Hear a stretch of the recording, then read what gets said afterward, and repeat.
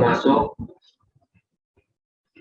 Baik teman-teman, sebelum kita memulai perkuliahan pada siang hari ini, marilah kita berdoa menurut agama dan kepercayaan kita masing-masing.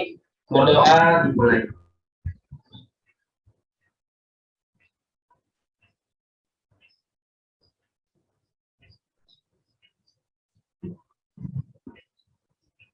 Berdoa selesai. Baik, terima kasih Ahmad. Hari ini kita akan masuk ke sesi kelima tentang bentuk-bentuk hubungan komunikasi dalam pemeliharaan kesehatan. Jadi hari ini kita akan belajar tentang bentuk-bentuk komunikasi di pelayanan kesehatan, baik itu rumah sakit, puskesmas, dan juga klinik. Tetapi terlebih dahulu, saya ingin mereview dulu pertemuan sebelumnya. Kemarin juga rekan-rekan sudah ikut serta dalam evaluasi untuk tema komunikasi nonverbal. Silakan, adakah yang bisa menyebutkan apa saja jenis-jenis komunikasi nonverbal itu? Silakan.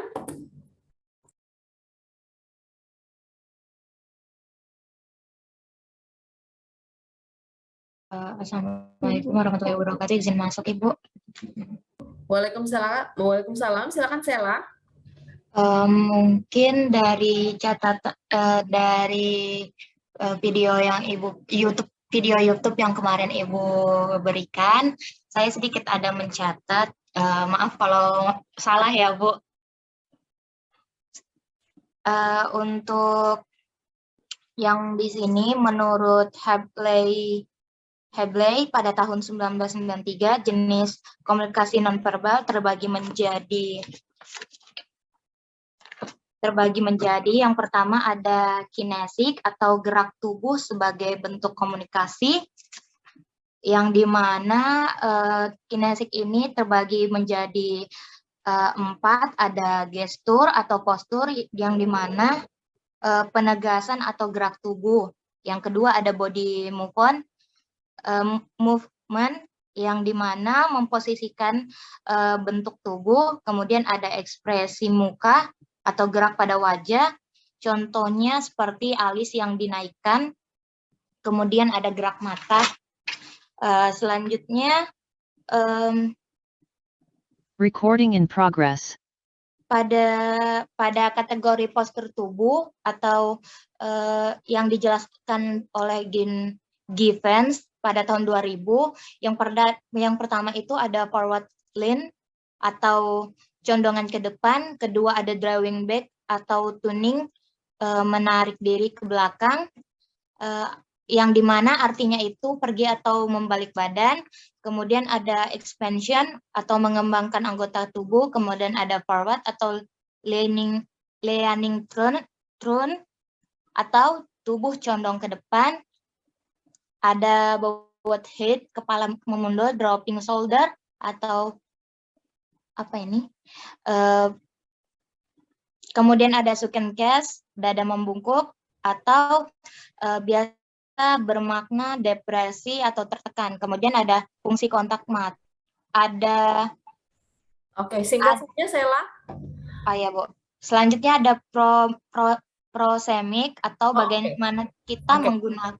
Sela cukup kinesik tadi ya. Terima kasih Sela. Jadi kinesik itu berkaitan dengan gerak tubuh. Bagus sekali Sela dalam menjelaskan dan lengkap. Selanjutnya kalau tidak salah ada prosemik ya. Silakan yang lain, apa itu prosemik dan bagaimana bentuknya, seperti apa? Silakan. Jangan lupa sebut nama. Baik, izin masuk Ibu. Silakan Citra. Baik, kalau menurut saya prosemik itu adalah ruang, di mana ruang itu jarak itu terbagi ada 4, ada jarak intim, jarak personal, jarak sosial, dan jarak umum atau jarak publik. Terima kasih. Oke, baik, terima kasih Citra. Kemarin juga kalau tidak salah kita punya ruang pribadi ya dalam berkomunikasi dengan orang lain. Berapa jaraknya lingkaran tidak kasat mata saat berkomunikasi, ada yang tahu? Berapa jaraknya? Jaraknya 0 sampai 18 inci, Bu.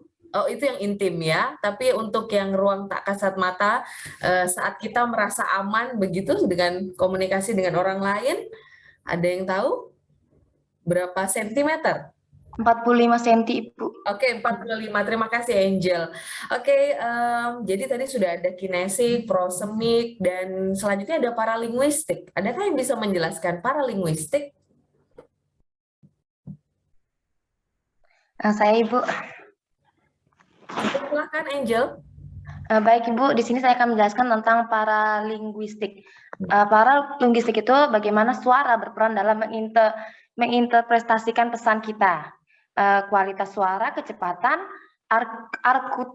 artikulasi kita, dan intonasi kita itu menjadi suatu hal yang menjadi penilaian juga. Karakter suara seperti ketawa, menangis, dan lain sebagainya itu juga termaksud. Seperti itu, Ibu. Oke, bagus sekali Angel, terima kasih, dan kita berikan tepuk tangan untuk rekan-rekan yang berani untuk menjelaskan beberapa review, dan saya anggap rekan-rekan sudah memahami apa yang disampaikan pada minggu lalu. Apakah ada yang bertanya? Apakah ada pertanyaan terkait dengan sesi nonverbal minggu lalu? Kalau sudah dipahami, kita akan lanjut ke pertemuan hari ini ya. Bagaimana? Sudah siap menerima informasi? Baik, terima kasih. Hari ini kita akan masuk kepada bentuk hubungan, tetapi berlandaskan beberapa kasus dan situasi di tempat pelayanan kesehatan. Kita sering menemukan ya, tenaga kesehatan atau kita sebut dengan nakes itu banyak kekecewaan sebenarnya. Jadi kekecewaannya mulai dari organisasi, atmosfer kerja, beban kerja, dan sebagainya. Dan ternyata nakes yang dengan beban pikiran, beban kerja, kelelahan, itu ternyata nakes menjadi kecewa. Kemudian nakes tidak peduli pada pasien. Kemudian nakes mengecewakan pasien karena tadi tidak peduli, cenderung tidak peduli. Kemudian setelah itu pasien kecewa. Nakesnya seperti itu tadi sikapnya misalnya dengan interaksi kekecewaan ini. Kemudian pasien tidak mendengarkan nakes, kemudian pasien buat nakes kecewa, dan nakes kecewa. Begitu terus ya, lingkaran ketidakberdayaan ini kita tidak tahu, seperti telur dengan ayam, siapa yang duluan nggak tahu. Jadi kita melihat dari kacamata bagaimana tenaga kesehatan harus bertingkah, berperilaku, dan juga menghadapi pasien. Oke. Pertemuan hari ini, rekan-rekan akan terbagi menjadi 3 subtopik utama. Yang pertama, silakan dicatat, kita akan bahas tentang hubungan pasien dengan nakes. Jadi kita akan berbicara tentang hubungan pasien dengan tenaga kesehatan. Yang kedua, hubungan antar nakes, nakes dengan nakes. Kemudian yang ketiga adalah keluarga dengan nakes. Mudah-mudahan tidak bosan ya, saya minta waktunya 50 menit untuk menyimak materi hari ini. Oke, yang pertama kita akan masuk kepada hubungan pasien dengan tenaga kesehatan. Apakah di antara kalian ada yang memiliki pengalaman buruk begitu komunikasi dengan tenaga kesehatan?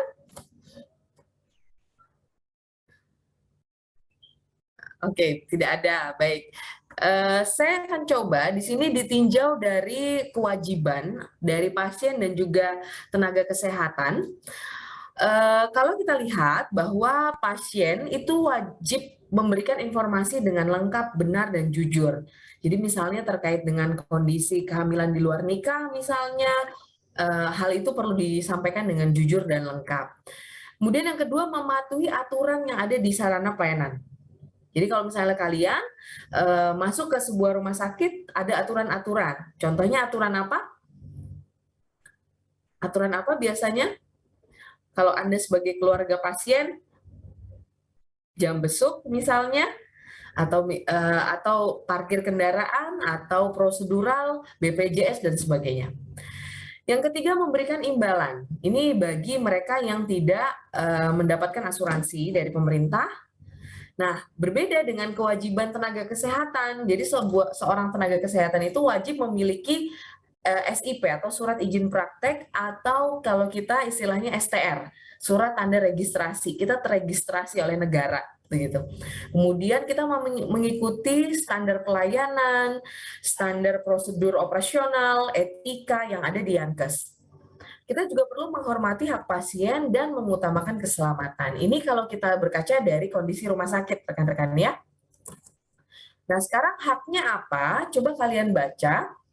Ternyata hak itu adalah yang bisa kita terima setelah kita menjalankan kewajiban.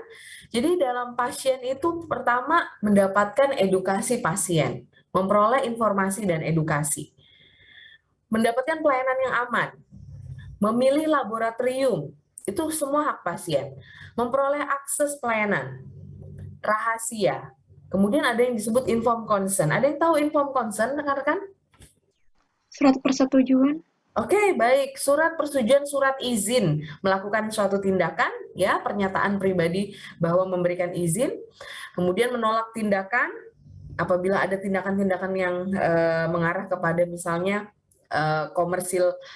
komersialitas begitu ya, yang sifatnya bisa mencari keuntungan, kita bisa menolak atau seperti apa.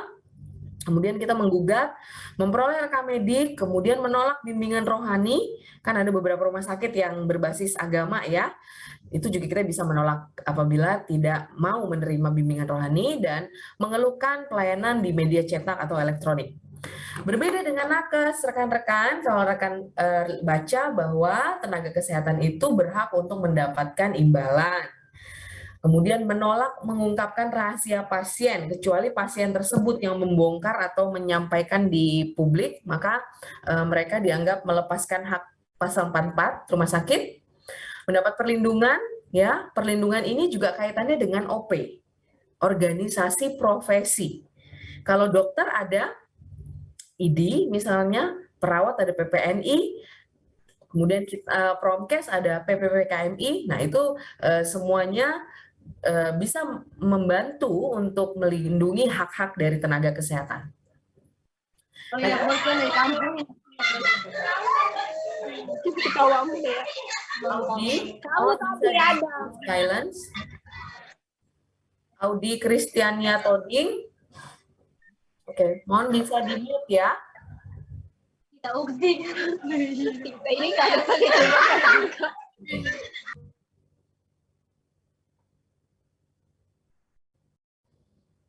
Oke. Oke, rekan-rekan, mari kita lanjutkan bahwa ada yang disebut dengan komunikasi antar petugas kesehatan dengan klien. Ya, kalau kita lihat, coba Anda lihat bahwa ada titik-titik di mana ada petugas non-medis dan juga ada petugas medis. Kalau yang non-medis kita bisa temukan di loket pendaftaran atau di loket pembayaran. Kalau yang di medis itu ada dokter, ada perawat, ada apoteker, dan lain sebagainya. Oke.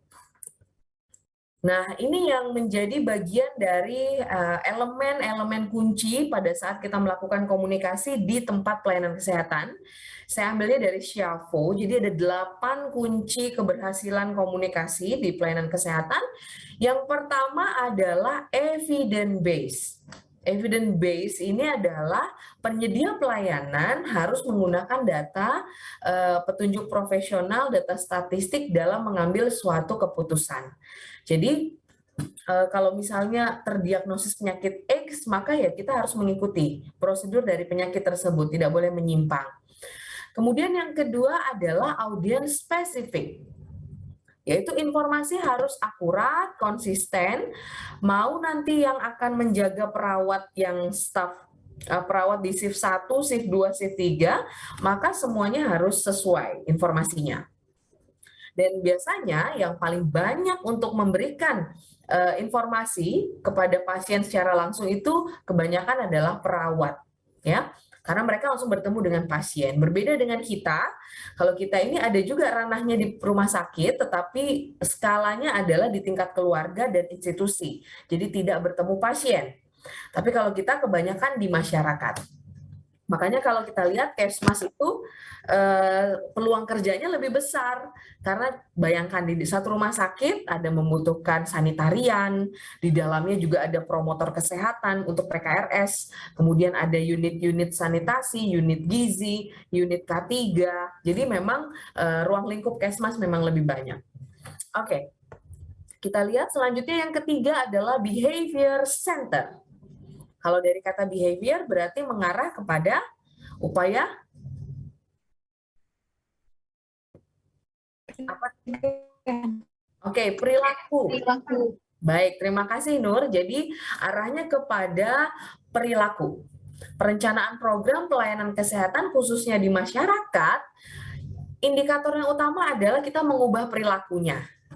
Paling tidak kalau mereka sehat tetap sehat, kemudian dari sakit menjadi sehat, gitu.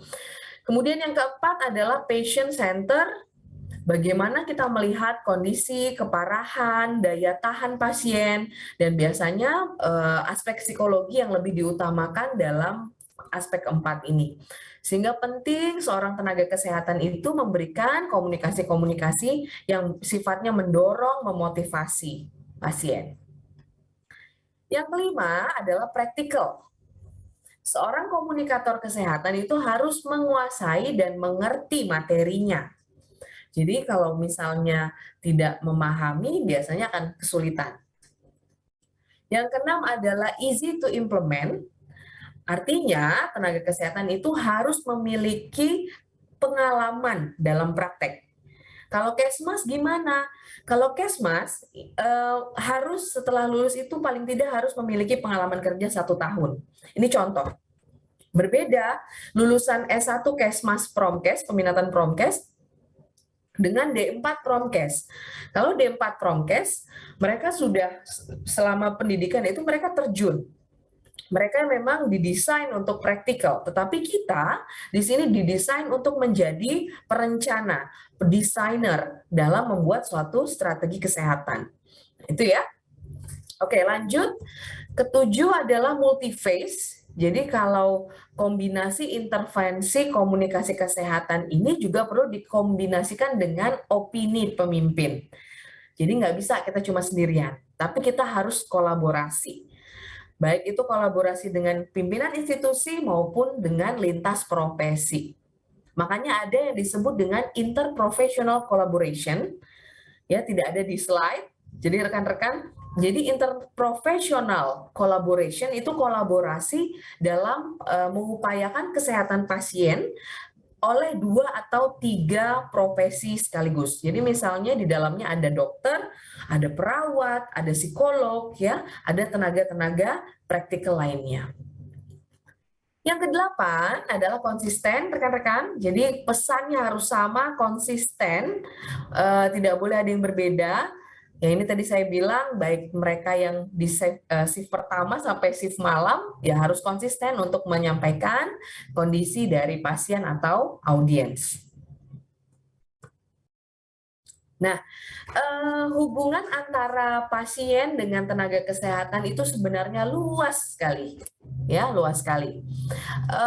Di sini kalau kita lihat ada yang disebut dengan komunikasi terapeutik, yaitu komunikasi perawat dengan pasien. Nah, apa itu? Nanti kalian bisa baca sendiri rekan-rekan bahwa komunikasi ini sifatnya adalah ke arah penyembuhan. Intinya harus ada 3, harus ikhlas, empati, dan hangat. Kalian pernah lihat tidak? Di kebanyakan petugas kesehatan itu dari 3 ini, dari 3 aspek ini apa yang paling lemah? Misalnya kalian ke pelayanan kesehatan, yang mana yang paling sulit kita temukan? Apa? Empatinya, Ibu. Empati, kenapa? Pasti masuk punya alasan ya. Kenapa? Kadang nakes itu cuma melaksanakan kewajiban gitu. Jadi maksudnya kadang-kala memang mereka tuh, misalnya kata Ibu tadi, mereka kurang mood gitu. Jadi akhirnya karena mood mereka yang kurang bagus, akhirnya empati mereka juga kurang gitu. Akhirnya mereka cuma melaksanakan sebuah kewajiban aja gitu. Karena dari empati itu juga menghasilkan ketidakikhlasan dan kehangatan tuh juga nggak ada seperti itu mungkin. Oke, terima kasih Nur. Bagus sekali jawabannya. Jadi juga empati kadang kita tidak temukan ya. Atau ada yang punya pendapat lain? Kalau keikhlasan biasanya sulit terukur ya, tidak bisa dilihat. Kalau empati, kehangatan ini bisa dilihat. Kadang juga kehangatan sulit. Mereka biasanya lebih agak menjaga jarak misalnya, tidak ada kehangatan, tidak ada komunikasi nonverbal yang intensif begitu. Oke, terima kasih Nur. Nah ini ada yang tahu ini apa? Ini badut ya, clown doctor. kalau kita lihat di Indonesia sudah ada belum ya? Jadi ini belum ada ya, di Samarinda apalagi ya. Ini bisa menjadi salah satu alternatif komunikasi yang efektif. Kak, kira-kira kalau menjadi sosok badut berarti sasarannya siapa ini? Pasiennya berarti? Anak-anak. Oke, anak-anak.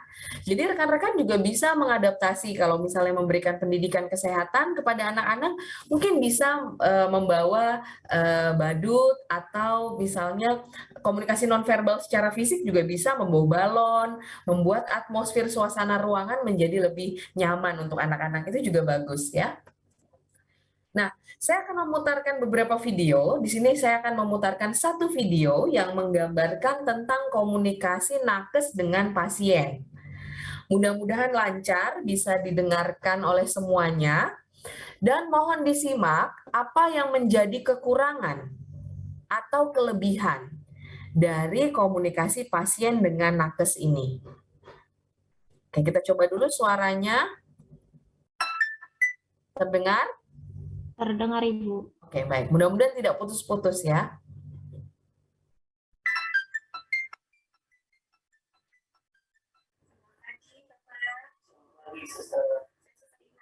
Pagi ini saya akan memberikan obat setelah pakai.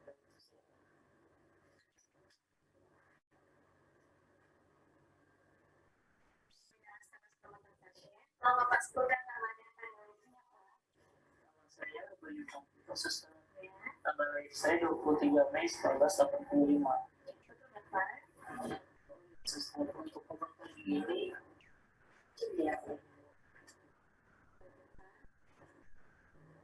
ini obat jadi pisang ada dua macam.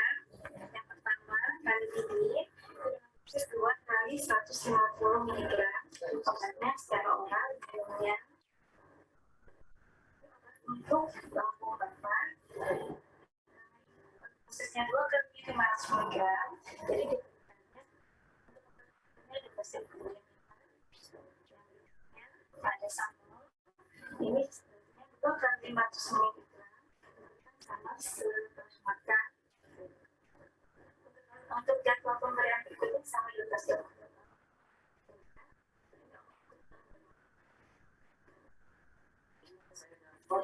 lambung dan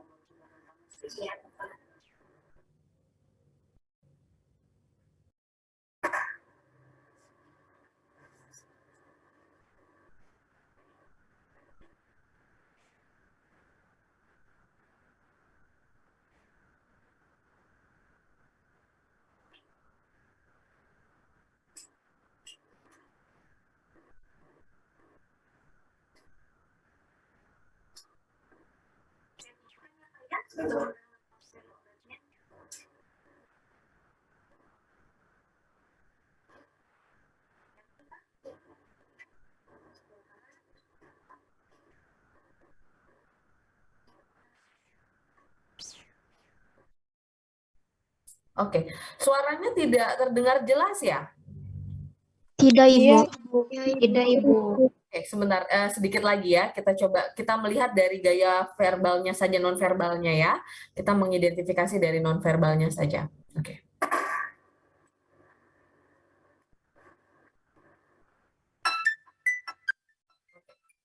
Oke, kalau kalian lihat dari video tadi, kira-kira apakah jarak, kemudian proses dari komunikasinya sudah baik atau belum, atau seperti apa? Silakan.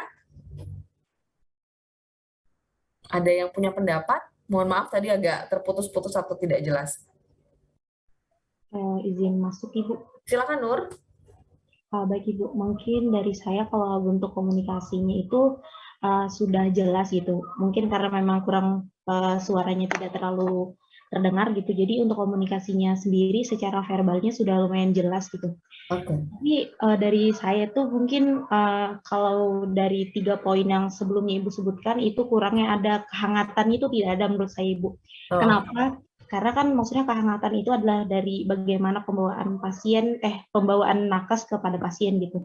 Jadi di situ menurut saya untuk pembawaannya sendiri terlalu kaku gitu. Jadi kesannya memang benar-benar si nakes ini ya cuma sekedar memberikan sebuah pelayanan gitu. Mungkin itu. Oke. Terima kasih, Bu. Terima kasih Nur. Jadi betul, memang tadi mungkin karena ada beberapa nilai-nilai budaya ya, seperti laki-laki dengan perempuan ya, jadi kehangatannya agak kurang terbaca, tapi itu sepertinya sudah cukup mewakili. Nah, kemudian juga dalam komunikasi tadi kalau tidak salah pada saat pemberian obat, si suster menggunakan hand sanitizer tepat di depan pasien ya. Menurut kalian seperti apa? Untuk apa menampilkan atau demonstrasi tadi? Menurut kalian apa? Ada yang punya- Izin masuk kembali, Bu. Aduh, Nur lagi. Yang lain kemana? Ini ada 60 mahasiswa, 59. Silakan Nur. Baik, terima kasih, Bu. Jadi menurut saya kalau dari nakes sendiri itu tuh kurang baik, Bu, untuk menampilkan hal tersebut gitu. Karena maksudnya saya juga ingat ketika Ibu menyebutkan tadi, di situ tuh mungkin kurang baik gitu. Kenapa harus ditampilkan di depan pasien? Kenapa tidak sebelum melakukan itu? Apalagi dengan menggunakan gerakan tersebut dan jelas gitu menghadapnya kepada pasien. Oke, baik. Mungkin ada punya pendapat lain, kenapa si perawat menampilkan atau demonstrasi tentang penggunaan hand sanitizer? Ini di masa sebelum pandemi ya. Mungkin ada yang punya pendapat lain untuk menciptakan apa menggunakan hand sanitizer di depan pasien? Ada yang punya pendapat? Izin masuk, Ibu. Silakan Nur Asrini. Kalau sebelum pandemi, waktu itu saya juga pernah dirawat. Kebetulan dikasih obat juga, tapi di situ dokternya nggak ngasih obatnya nggak hand sanitizer gitu. Maksudnya kayak nggak pakai hand sanitizer di depan saya. Menurut saya, kalau dari demonstrasi tadi, mungkin dari nakesnya itu ingin kayak menunjukkan bahwa ini bersih ya gitu. Jadi ini dalam keadaan bersih memberikannya gitu. Jadi nggak usah ragu, nggak usah takut kalau obatnya kenapa-napa gitu. Jadi mungkin itu menurut saya sih, Bu, kalau dari saya. Seperti itu, Bu. Baik, terima kasih Nur Nazliatun dan Nur Asrini, dua pendapatnya juga bagus ya. Jadi memang di satu sisi agak sedikit berlebihan kalau kita lihat sebagai masyarakat umum untuk menampilkan sedetail itu, tapi sebenarnya itu sesuai dengan standar operasional prosedur mereka. Jadi mungkin saja untuk menciptakan kenyamanan, menciptakan kepercayaan dari pasien bahwa mereka ada kontak begitu di situ, sehingga pasien menganggap bahwa yakin bahwa kondisi si suster tadi, perawat tadi steril dalam memberikan atau kontak terkait dengan obat. Jadi di satu sisi kita tidak tahu apa standar operasionalnya, tetapi di satu sisi hal itu menjadi bagian dalam menyampaikan kepercayaan, menampilkan kepercayaan kepada menumbuhkan kepercayaan pada pasien. Oke, jadi tidak ada benar salah ya, semua memiliki sudut pandang masing-masing. Oke, kita lanjut ke sesi yang kedua, yaitu hubungan antar sesama nakes. Kira-kira mungkin tidak terjadi konflik antar nakes menurut kalian? Mungkin, Ibu. Oke. Mungkin, Bu. Oke, silakan tuliskan di chat kira-kira konflik apa yang karena apa bisa terjadi hubungan yang kurang baik komunikasi antar petugas. Silakan, sambil saya minum dulu izin ya.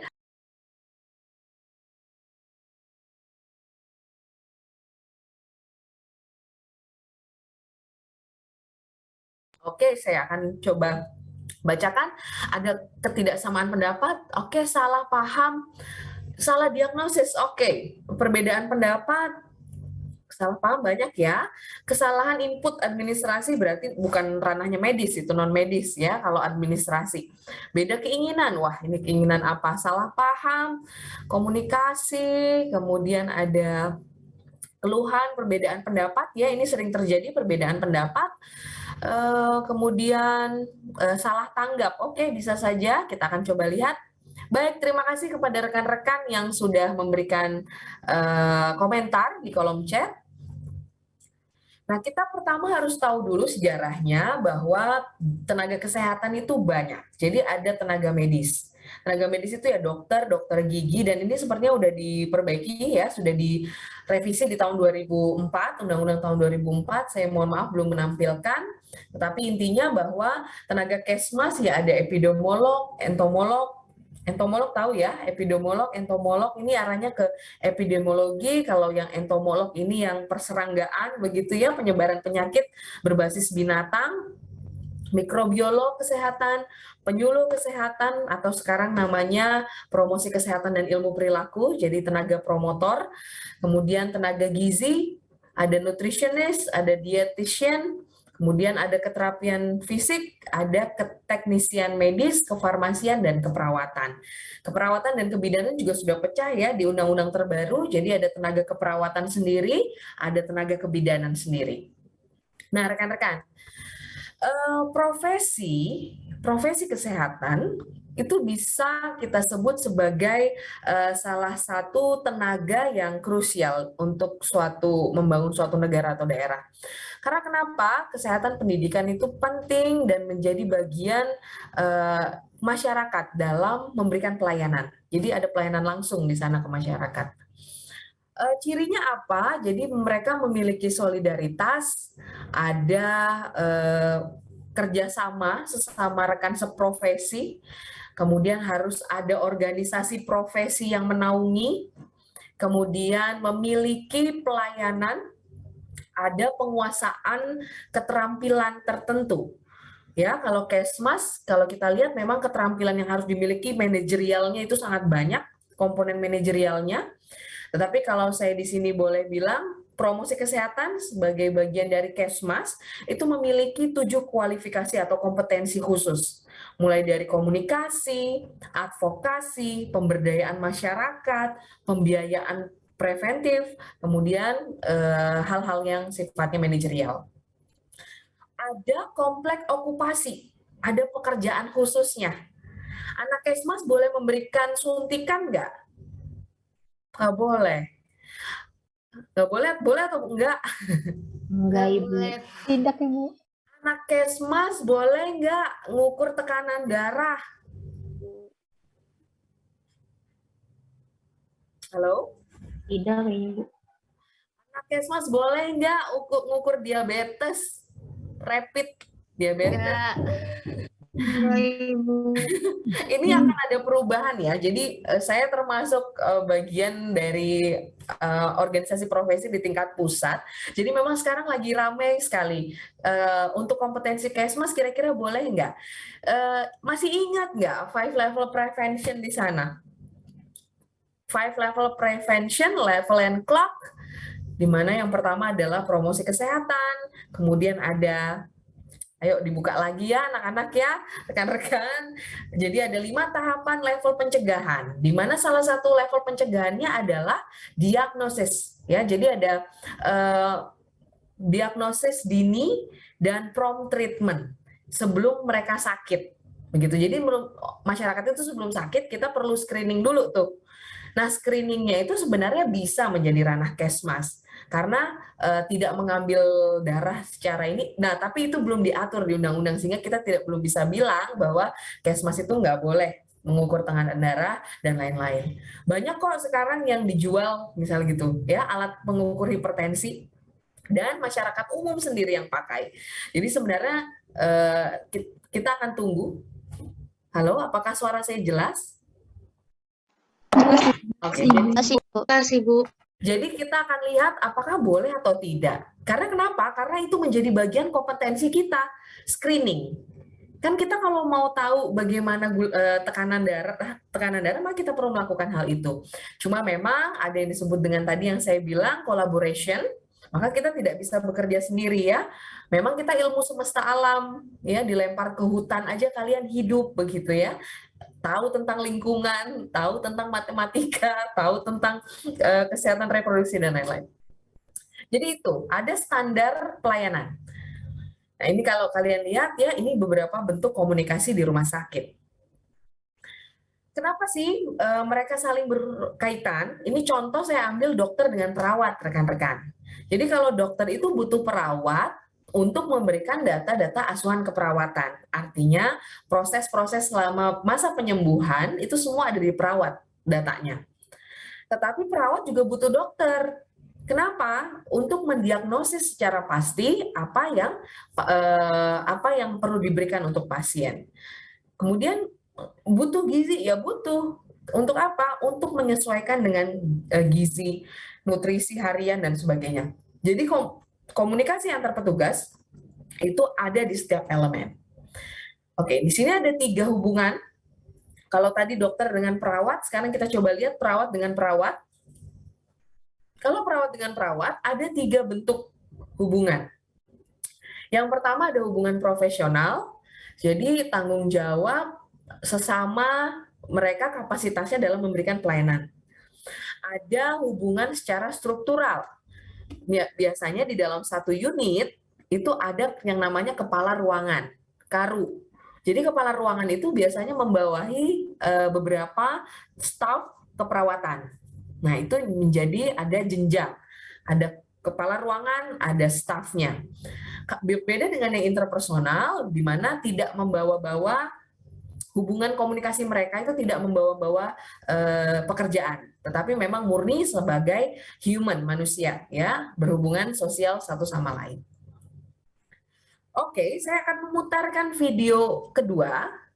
Jadi video ini skemanya adalah komunikasi antar nakes. Mohon kalian lihat, ada berapa jenis tenaganya di sini, ada tenaga kesehatan apa, dan seperti apa efektivitasnya.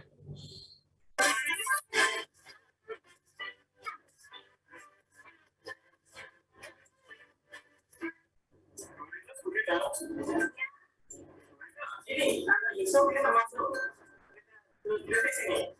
Hasilnya 57.800, artinya kurang dari 4,6 miligram per DL. Harus segera dilaporkan ke perawat Yudha ini. Mau dilaporkan ya Bu? Baik, sudah saya laporkan ke perawat Yudha.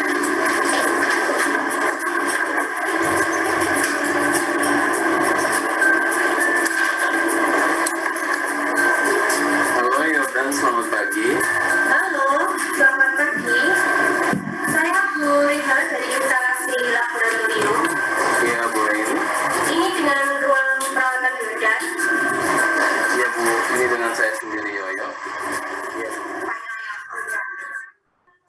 Hasil fisik anak Yusuf Maulana dengan nomor register 00-370-305 umur 1 tahun. Iya, untuk pemeriksaan hasil lab kritisnya, hasil leukosit 57,8. Ya, hasil pemeriksaan HB-nya 4,6. Ya, yang lainnya untuk pemeriksaannya normal. Ya, ya Pak Yoyo, bisa saya ulang sekali lagi ya. Ya boleh, silakan. Untuk hasil laboratoriumnya, untuk pemeriksaan leukositnya 57,8. Untuk hasil pemeriksaan hemoglobinnya 4,6. Dan yang lainnya pemeriksaannya normal. Iya. Ya. Terima kasih. Selamat pagi. Oke, sama-sama Bu. Selamat pagi.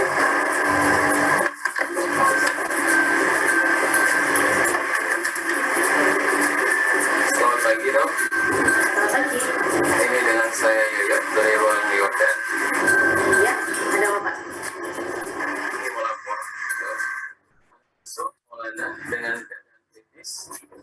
Hasil pemeriksaan dan lengkap didapatkan leukosit 58.000, HB 4,6 miligram per DL. Itu pasien yang dengan diagnosa apa? Anak Yusuf panas 5 hari, batuk 5 hari, sekarang terpasang O2 2 liter per menit, suhu 37,5 derajat Celcius, tadi 110 kali per menit, RR 30 kali per menit. Apakah ada advis tambahan? Oh ya, bisa diulangi nanti laporan pemeriksaannya. Anak Yusuf Maulana dengan keadaan kritis, dari hasil pemeriksaan darah lengkap didapatkan leukosit 58.000, HB 4,6 miligram per DL. Oh ya, kalau begitu kita berikan terapi ya. Injeksi sefotaxin dengan kali 150 mg. Oh iya,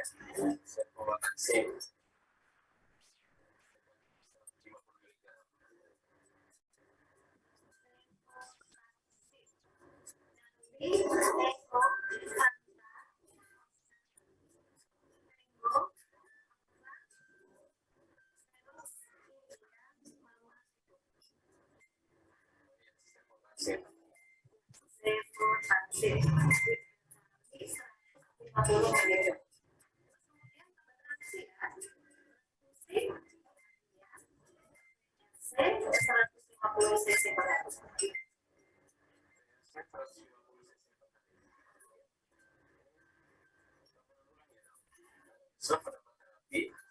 vaksin 3 kali 150 mg. 150 Alfa.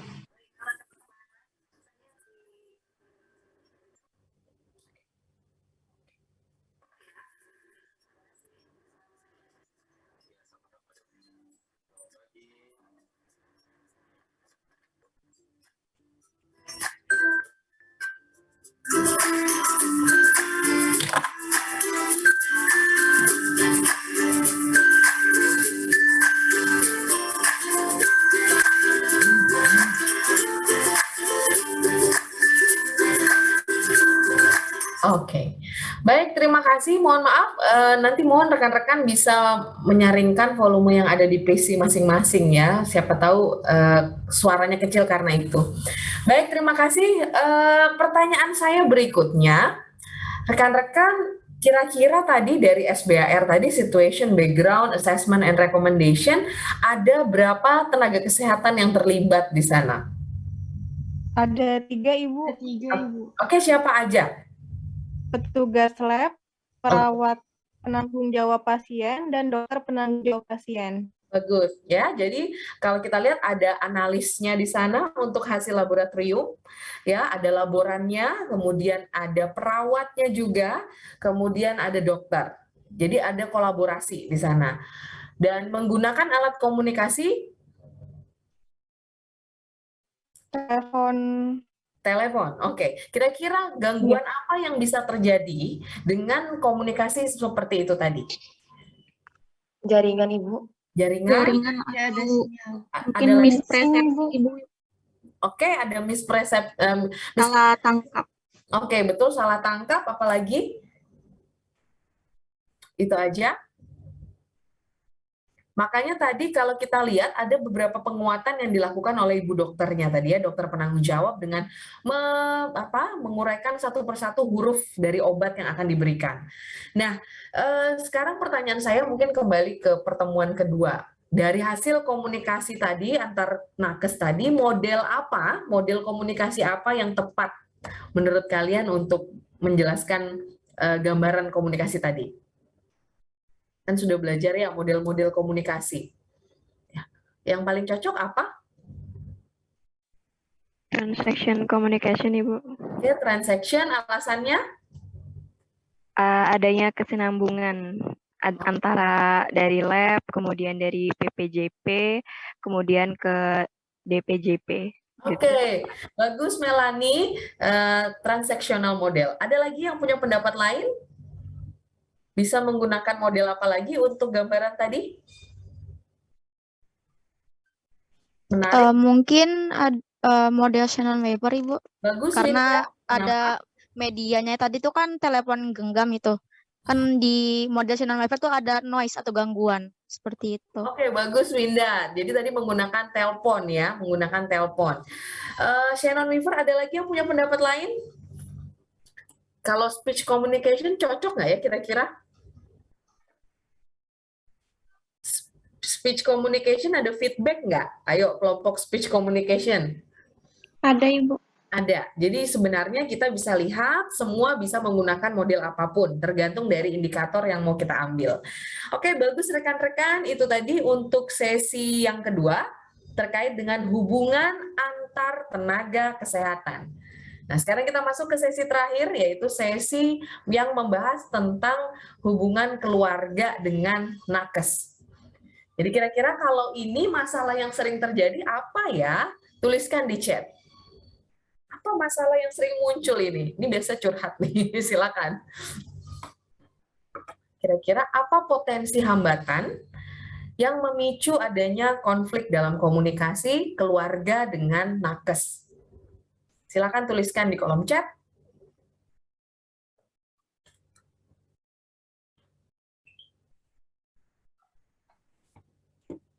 Oke, miskomunikasi. Oke, misunderstanding, keterlambatan penanganan. Bagus. Apalagi? Informed consent. Oke, privacy, biaya. Oke, apalagi? Ketidakmampuan keluarga, mengerti penjelasan. Bagus. Kurang tanggap keluarganya. Oke, tidak ada informasi yang jelas. Oke. Ketidaksetujuan terhadap penanganan. Oke, biaya diberatkan. Oke. Wah, banyak ya. Kode etik. Oke, terima kasih Nur. Jadi memang kalau kita lihat dari komunikasi bentuk hubungan yang paling banyak berpotensi terjadi konflik, sebenarnya ini yang banyak terjadi. Saya akan memutarkan satu contoh apa yang terjadi. Mohon rekan-rekan bisa menyimak. Kira-kira sudah benar tidak ya tenaga kesehatan menghadapi keluarga pasien? Oke. Mohon dinyarikan volume yang ada di PC masing-masing, silakan. Dunia medis diramaikan dengan video viral keluarga pasien yang mengamuk pada seorang dokter dan suster jaga. Keluarga marah karena diduga pasien meninggal dunia tanpa mendapatkan penanganan medis. Pun dok nggak tahu kalau dia meninggal dunia.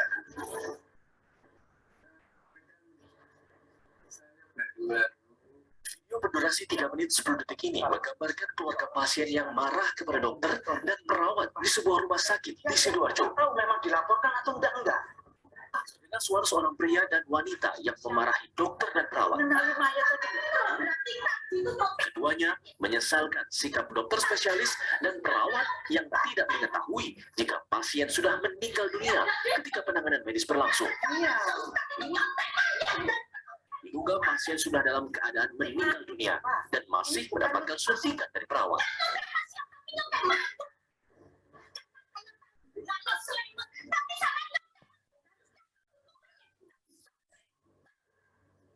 Kami yang bukan orang medis, Pak, yang tahu itu sebenarnya memberitahu aktif dari kami.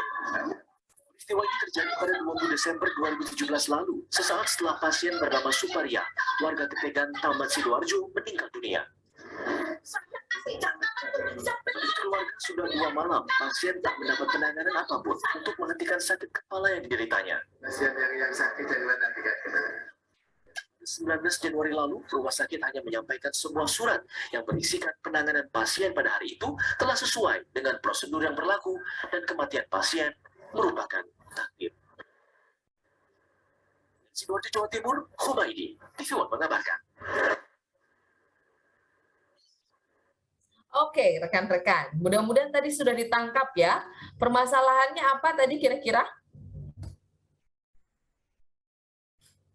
Orang tua pasien tidak terima. Oke, orang tua pasien tidak terima atau keluarga pasien tidak terima berkaitan dengan suntik mayat tadi ya. Oke, kalau kalian lihat apakah reaksi dari tenaga kesehatan sudah tepat dalam menghadapi konflik? Kurang tepat, Ibu. Kenapa? Mungkin tadi untuk dokternya sendiri ada mengatakan satu kalimat gitu yang mengatakan bahwa Anda itu bukan nakes gitu, jadi Anda tidak mengerti apa yang kami lakukan. Mungkin dari dokter sendiri dia memang melakukan prosedur yang ada, tapi mungkin karena kurangnya komunikasi menghasilkan sebuah permasalahan. Itu mungkin dari Ibu. Oke, bagus Nur. Ada lagi yang punya pendapat lain? Apakah sudah benar atau sudah tepat atau belum dilihat dari apanya yang tidak tepat? Oke, Nur tadi menangkap dari kalimat yang disampaikan secara verbal yang sepertinya menyinggung dan merendahkan dari keluarga pasien. Oke, satu. Selanjutnya, ada lagi? Izin menambahkan. Mungkin Gasela, silakan Gasela terlebih dahulu. Baik Ibu, terima kasih atas kesempatannya. Mungkin tadi kan sudah dilihat dari antara nakesnya dengan keluarga pasien. Nah, mungkin dari kan tadi masalahnya karena adanya keluarga yang tidak terima atas kematian keluarga.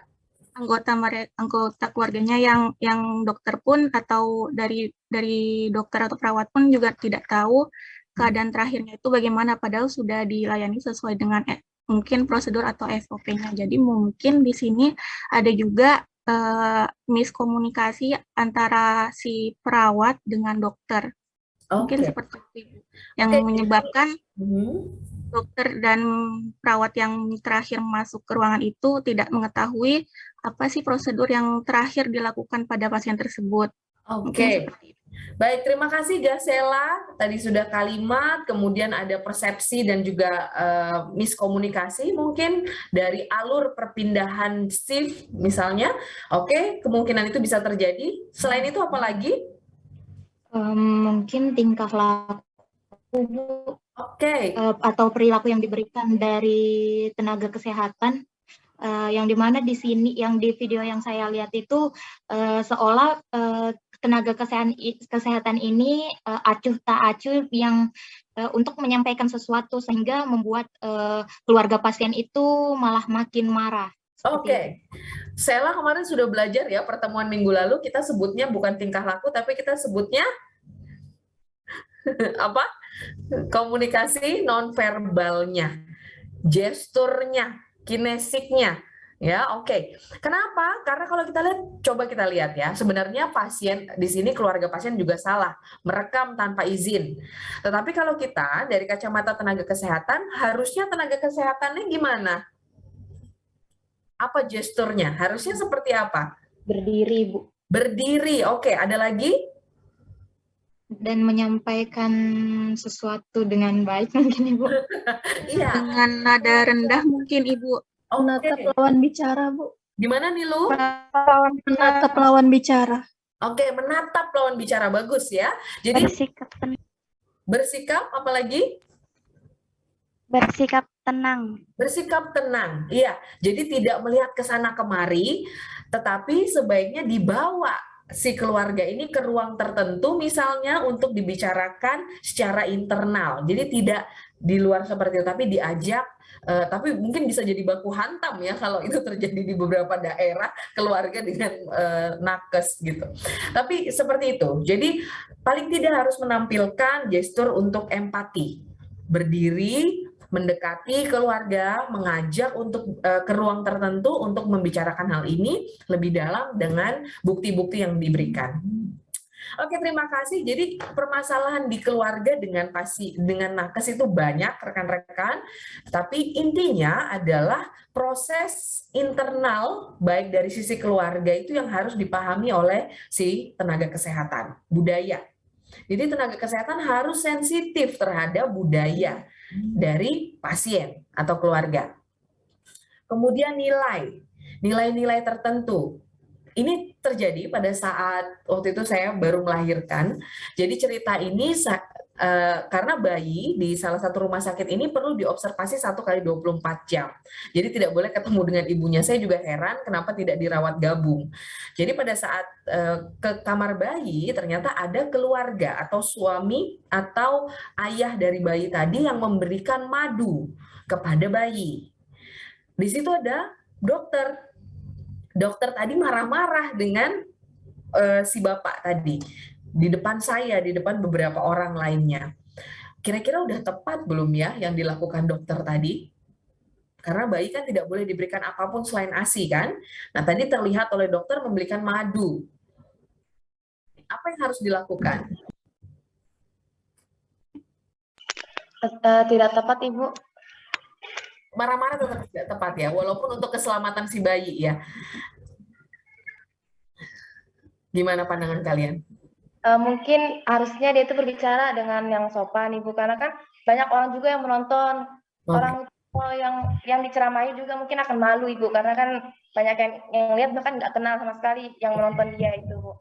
Sebaiknya dari pihak dokternya itu sendiri harus berbicara dengan santun, misalnya seperti karena yang lebih dimengerti oleh orang banyak itu kan berbicara sopan, Ibu. Kalau marah-marah pasti lawannya juga pasti bisa marah-marah juga, Ibu, karena kan beda karakter, beda prinsip juga, Ibu.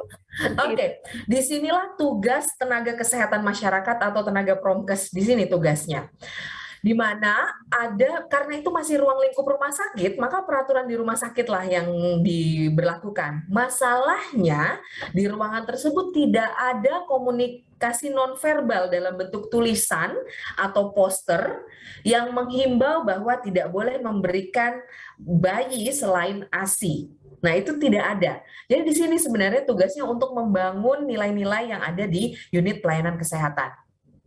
Kemudian pengalaman, itu penting. Pengalaman keluarga. Kita bagus ya, tenaga kesehatan itu ada bagusnya, ada minusnya kalau bertemu dengan keluarga pasien yang juga tenaga kesehatan. Jadi mereka lebih tahu, atau malah bisa jadi lebih kritis terhadap penanganan yang dilakukan untuk keluarganya. Ya, contoh kalian orang Kesmas, kalau orang tua kalian atau keluarga kalian ada yang ke pelayanan kesehatan, begitu kalian pasti akan lebih sensitif, artinya lebih curious di situ kan, karena kalian orang kesehatan. Kemudian apa yang terjadi di lingkungan keluarga, ya sisi internal yang perlu diketahui. Nah, makanya dalam proses pelayanan ada yang disebut dengan informed consent, baik itu dari keluarga atau si pasiennya. Karena pada akhirnya keluargalah yang akan merawat dari pasien ini, sehingga memang diperlukan adanya kerjasama dari rumah sakit dengan keluarga untuk kesembuhan pasien. Oke rekan-rekan, ini kita masuk di yang terakhir. Kalau kita lihat, biasa kalau anak-anak kalau liburan atau berlibur itu dibawa kemana biasanya? Ke mall begitu, atau ke pusat perbelanjaan ya. Kalau di luar negeri, ini cerita saya pada saat saya ke Korea Selatan, memang waktu itu ada kegiatan World Conference. Di sana, di rumah sakit itu ternyata banyak anak-anak yang sebenarnya mereka berlibur, jadi lebih ke public services. Mereka senang untuk mengunjungi public services yang ada. Contoh, ke rumah sakit, ke kantor polisi, atau ke ke library, perpustakaan untuk melihat situasi di sana. Nah, ini ada salah satu rumah sakit di Indonesia, rekan-rekan, di Sukabumi, ya. Jadi mereka rutin menyelenggarakan kegiatan kunjungan ke rumah sakit. Ini sebelum masa pandemi COVID ya. Jadi mereka diperkenalkan untuk bagaimana merawat pasien, bagaimana edukasi berbasis rumah sakit begitu. Jadi diperkenalkan dengan situasi kunjungan-kunjungan ke unit-unit pelayanan. Nah, ingat bahwa komunikasi di pelayanan kesehatan itu tidak hanya si tenaganya kesehatannya saja, tetapi juga coba kalian lihat di sini ada, tidak terlihat ya, di sini ada apa? Ada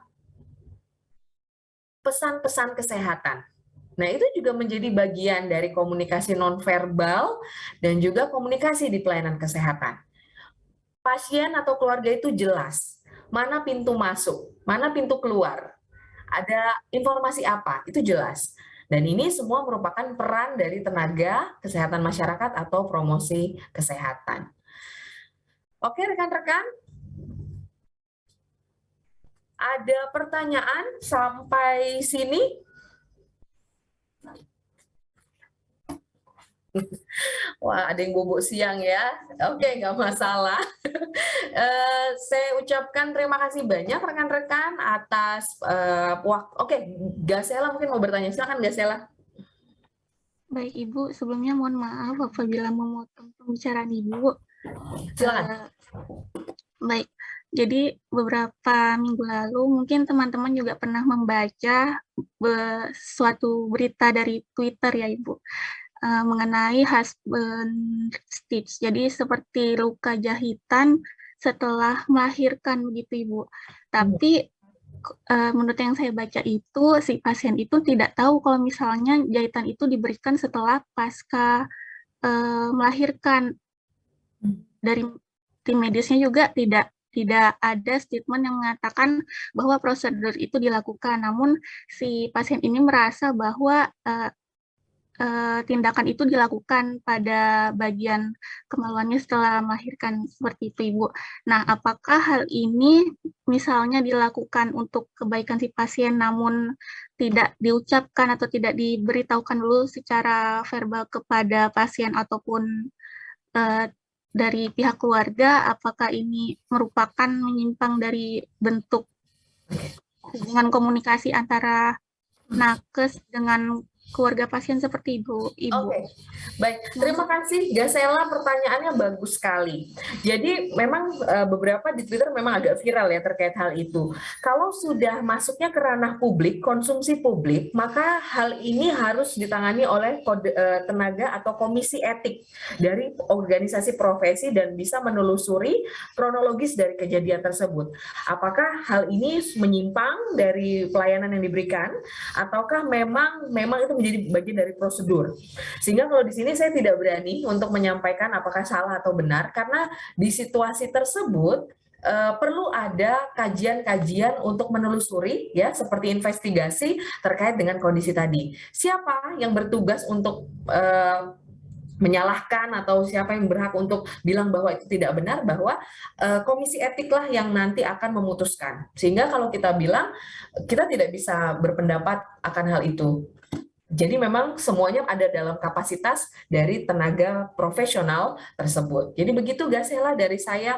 Jadi ingat, dalam setiap organisasi profesi itu pasti ada etika yang diatur, baik itu khususnya dokter dan juga perawat ya, karena memang mereka yang langsung bersentuhan dengan pasien. Baik, terima kasih Ibu. Berarti kembali lagi pada kode etik dari si nakes ya, dan institusi. Institusi. Betul. Ibu. Oke, terima kasih Gasela. Ada lagi yang lain? Bagus ya. Oke. Berarti cukup ya untuk pertemuan kita hari ini. Kalau tidak ada lagi, terima kasih. Kita nanti akan bertemu lagi di pertemuan ke-8, yaitu ujian tengah semester. Jadi nanti ujian tengah semesternya saya langsung berikan melalui MOLS. Jadi tidak ada Zoom ya, UTS-nya nanti tidak ada Zoom. Jadi langsung silakan menyimak masing-masing di MOLS dan mengisi presensi di Sikesmas. Minggu depan kalian akan bertemu dengan dosen lainnya. Kalau tidak salah kalian akan bertemu dengan Ibu Nurrohmah PhD. Saya mohon maaf apabila selama proses perkuliahan ini menyinggung atau ada hal-hal yang menjadi kekurangan saya. Mudah-mudahan informasi yang saya berikan, materi yang saya berikan bermanfaat. Terima kasih, sampai bertemu lagi di kesempatan lain. Wabillahi taufik wal hidayah. Wassalamualaikum warahmatullahi wabarakatuh. Waalaikumsalam. Terima kasih kepada Ibu. Terima kasih banyak Ibu. Terima kasih selalu Ibu. Sehat selalu Ibu.